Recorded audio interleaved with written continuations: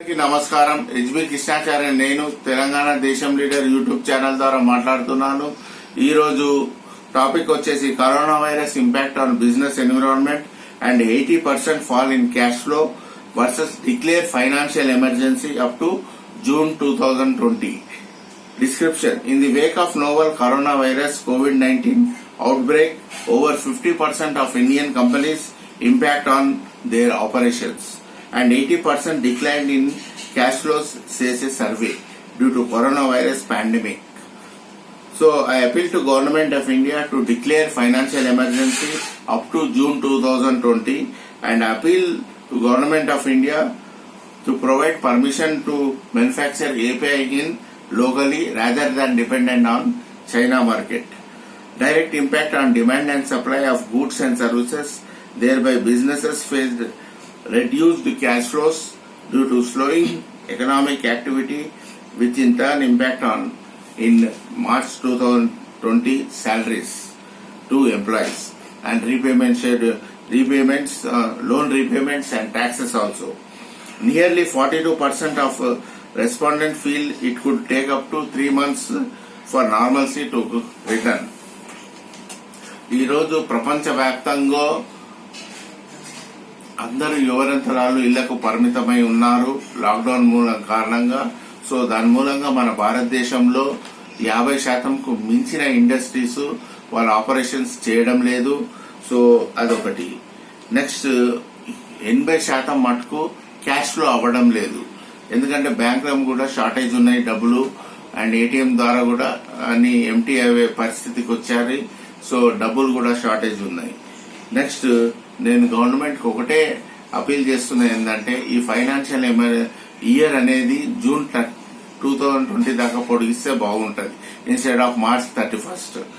నేను appeal government of India permission ఇవ్వాలి. ఎందుకంటే ఏపీఐ అంటే యాక్టివ్ ఫార్మాస్యూటికల్ ఇంగ్రీడియంట్స్, మనది హైదరాబాద్ అనేది బల్క్ క్యాపిటల్ ఆఫ్ ఇండియా కాబట్టి చైనా నుంచి ఇంపోర్ట్ చేసుకుంటాము మనమంతా రా మెటీరియల్.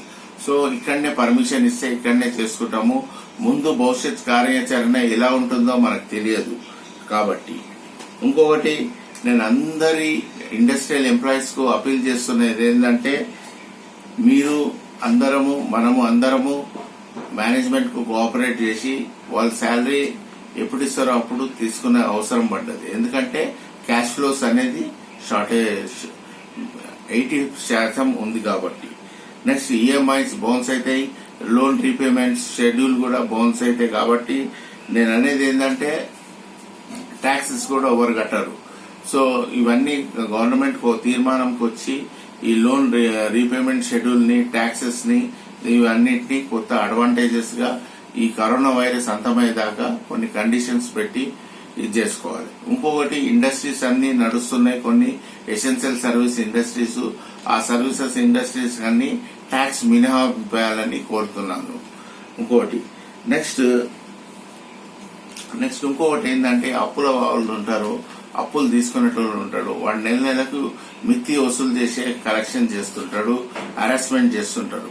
నేను ఒకటే చెప్తున్నాను, మీరు అప్పులు ఇచ్చారు అది ఎంతో మీ బిజినెస్ కోసం కావచ్చు, సమాజ సేవ కోసం కావచ్చు.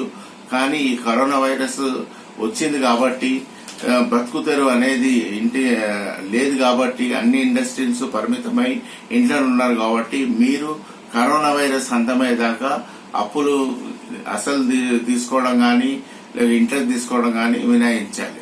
లేకుంటే దీనిపైన తీవ్రమైన కఠినమైన చర్యలు తీసుకొని మీరు పోలీసులకు కేసు నమోదు చేసే అవకాశాలు ఏర్పడి ఉన్నాయి అని నేను చెప్తున్నా.